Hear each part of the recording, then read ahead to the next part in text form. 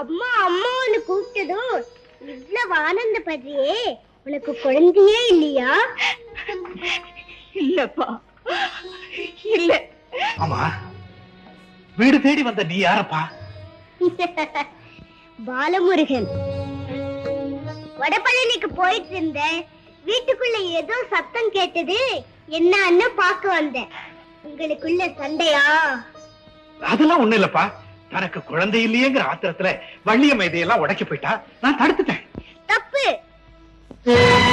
முருகா, நீ தாய் மடியில உட்கார்ந்து இருக்கிற மாதிரி என் மடியில் ஒரு குழந்தை தவழணும்னு அவனை கேட்கிறதை விட்டு விட்டு அவன் தாய் தகப்பனோடு இருக்கிற படத்தை உடைக்கலாமா? தப்புதான்ப்பா, தப்புதான். இப்போ இதை மாட்டிட்டு வாங்க.